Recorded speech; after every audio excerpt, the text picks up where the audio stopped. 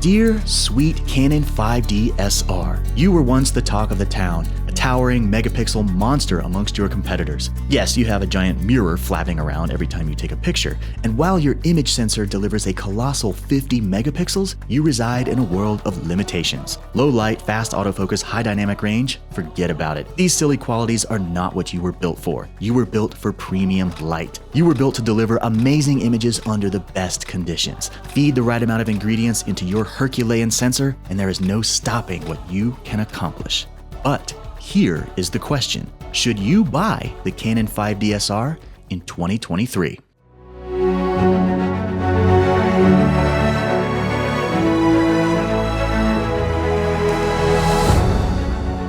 This is the Canon 5D SR.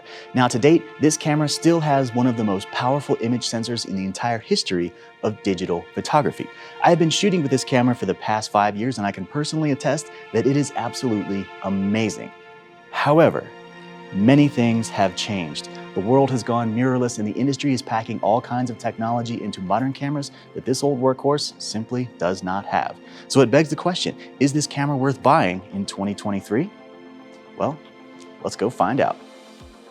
Before we launch into the specs, it makes sense to start off by talking price. When we look at Canon's current lineup of cameras, we see a lot of dollar signs. Compare these to the price of a Canon 5D SR, and you could probably pick up 2 or 3 of these babies for less than the cost of one flagship model. The same goes for Sony and Nikon. So if you are operating on a budget and you want to upgrade to a powerful full-frame camera, the Canon 5D SR might be starting to look pretty attractive. But here's the catch. As of this recording, this camera has been discontinued. Now, despite this bit of heartbreaking news, you can still scoop them up new on Amazon for a limited time. Beyond that, we might be looking at a feeding frenzy in the used market. So proceed with caution. And now, let's cue up some rad 80s music and take a deep dive into the camera itself.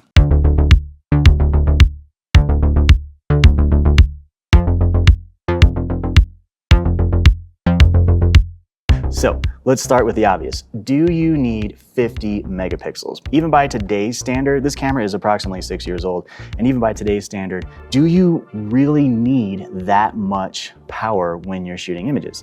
And to that, I would say it depends. 99% of the photographers out there in the world are probably only going to shoot images that end up on the internet. So Facebook, Instagram, text messages, your website, what have you. And in which case, no, you definitely don't need 50 megapixels to be able to produce artwork that just goes onto the internet. Now, if you come from a fine art background or a landscape background, or maybe you shoot weddings, that's a little bit of a different story. You do actually have to have a little bit more punch when it comes to the actual horsepower that your camera is providing you. I shoot a lot of landscape photography. I think that this camera was built very, very specifically with the intention of appealing to landscape photographers, because we tend to produce really large images, whether it's for a gallery or a hotel or luxury fine art homes. So 50 megapixels, do you need that much horsepower? I would say yes. I use every last bit of that in every image that I shoot. I actually shoot multi-stitch panoramic images, which can go up to 150 megapixels by the time that they're all put together.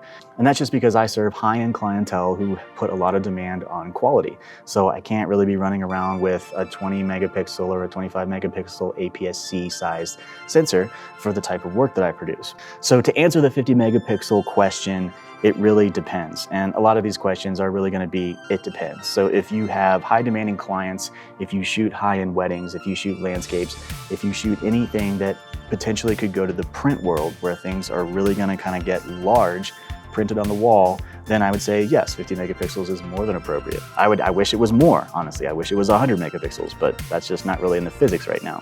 But if you're the type of creator who really only produces artwork for the internet, Instagram, Facebook, there's no way that you would ever need 50 megapixels. It's probably overkill. Next up, can you use the Canon 5D SR for sports and wildlife? I would say yes, you can use any camera for anything, but if you try to take this out to a sports ball arena, or if you try to shoot bird wildlife, you're not gonna get very good results. This camera does not have super zippy, really fast autofocus, and it actually has a very low frames per second as far as rapid firing. So it's not built for high target acquisition with rapid rates of fire. So I would say no, it's not for sports or wildlife. Does this camera perform well in low light? I would say no. It does not perform well in low light. There are a number of other cameras out there on the market. I think Sony and Nikon are both kind of touting their low light capabilities. I would say they're a much better choice for low light photography. So if you're into concerts or shooting dark wedding venues or anything like that, this is not going to be the camera for you. I personally use this again for landscape photography, where I'm continuously feeding it absolutely premium light. It sits on a tripod, it soaks up beautiful amounts of sunlight, it takes long exposures of waterfalls. So low light, not so good. Premium light, absolutely amazing. All right, how is the image quality? That's a really great question. When this camera first came out and Canon was touting those monster 50 megapixels, there was a lot of concern that the lenses that were available at the time would not be sharp enough to resolve all of those megapixels, and so that you would effectively be shooting 50 megapixel images that could only get so sharp. So all of your pictures would be kind of fuzzy when you look up close at that 50 megapixel range. Now, I found that that is absolutely not true. I shoot everything on Canon L series glass, and all of my images are always razor sharp all the time, because I'm taking very careful measures to, once again, in the landscape world, shoot on a tripod. You shoot at middle aperture, f8, f10, f11, you're always gonna have nice, crispy, sharp images all the way through. So the image quality on this camera is absolutely superb. Again, when you are feeding it premium light under really, really good conditions. Something to remember. How many stops of dynamic range does this camera have? I'm gonna go out and say it has approximately 1 stop of usable dynamic range. So take the whole dynamic range equation with a grain of salt. When companies tout that they have huge amounts of dynamic range, I would ask that you be skeptical of those types of equations. Furthermore, I don't really require a great deal of high dynamic range with a camera like this, because again, especially in a landscape situation, I'm on a tripod, I'm always bracketing.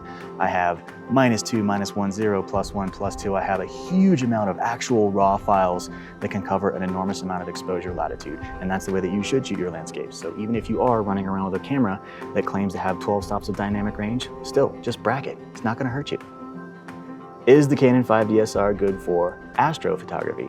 Again, I'm gonna say no on that one, because the camera does not have the world's greatest low light performance. You're gonna get kind of a lot of snow in your images when you're shooting in extremely high ISOs. I'm not an astro guy. I don't really go out in the middle of the night and shoot pictures of the night sky. I think that's an amazing genre of photography, and I really applaud the people who are able to pull that off and do it well. So again, I'm probably not the best person to ask when it comes to astrophotography. I tend to go to bed after the sun goes down, but I can assure you there's probably not a great deal of photographers out there kicking ass with the Canon 5DSR when it comes to the astro world. That's probably best left to the Sony and Nikon shooters. And that's okay, because Canon does all kinds of other stuff way more amazing.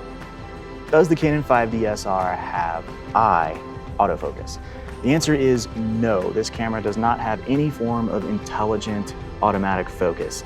It cannot focus on your eye, it cannot track your eye, it cannot track your dog's eyeball, it cannot track your dog's nose, or whatever all the new modern cameras do. It basically has an old school kind of single point autofocus system where you select the autofocus point that you want to be sharp, and that's what you use to get critical sharpness on your image. Now, do you need eye autofocus to get a sharp image? Maybe some people do. I never have needed it, and I've been shooting with this camera for the past 5 years, and I've been shooting with every other version of the 5D series for the past 10 years, and I always have had razor sharp images. And that's just because I know how to use these older focusing systems to get razor sharp images. So focus really just kind of comes down to a matter of your skill, your education, and your experience. Yes, the modern cameras that do have eye autofocus are incredible. They're amazing. I'm not knocking it, and I wish this did have some type of eye autofocus, but it does not. And as it turns out, you don't need that to get your pictures nice and sharp. Is the Canon 5DSR good for wedding photography? I would say yes, absolutely. It is great for wedding photography, again, because it delivers an enormous amount of horsepower with each of those colossal 50 megapixel files. You're always gonna have a little bit extra room to crop your images down in case you weren't exactly in the right place to get that perfect composition. So, I mean, with weddings, it never fails. You're always gonna find yourself in some type of low light situation. Maybe it's a dimly lit church or a dimly lit reception hall. Whenever there is a diminished quality of light during something like a wedding, you should definitely be using a speed light with some type of a softbox modifier on it, because you want to be pumping as much high quality light as you possibly can at your bride and groom in order to get the best possible images. That's not the place to sit here and tout low light performance. You want to make sure that you are providing the light in a wedding so that you always get that nice crispy shot with beautiful soft skin tones and sharp eyes. Don't fail your wedding clients, always bring a flash, and this is in fact an excellent camera for shooting weddings. It will not let you down. Is the Canon 5DSR good for shooting portraits? The answer to that question is absolutely yes. I've been shooting portraits for this camera for a number of years. It always delivers impeccable quality. Now, I know we talked a little bit about eye autofocus a little bit earlier on. Again, if you're the type of photographer who has come to rely upon eye autofocus, this is not going to be the camera for you. But if you're the type of photographer who can use traditional focusing systems like the one that's in this camera, then you can kick ass, nail focus every single time. This produces a beautiful image, and it's supported, of course, by all of the absolutely premium Canon glass that you can put onto it, which in my personal opinion is completely unmatched across any brand across the entire industry. So portrait camera, absolutely yes. So does the camera have good build quality?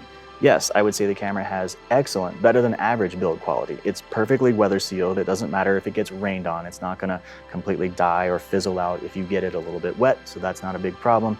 It does have excellent ergonomics. I love the way the camera feels. It points well in the hand, fits well, the battery grip. All of the ergonomics, and ultimately they've resculpted these 5D series for a number of times after they kept coming out with every iteration, and I feel like they really hit the mark on this particular camera. It just feels great in the hands. A lot of the new mirrorless cameras are quite a bit smaller, which is good. It's good to have a smaller camera at a smaller form factor. It fits a little bit easier in the bag, easier to travel with, but honestly, if your camera starts to get too small, it becomes a little bit difficult to use. This, I feel like, is exactly the perfect size. It's not too big, it's not too small, it's just right. Is the Canon 5DSR good for shooting video?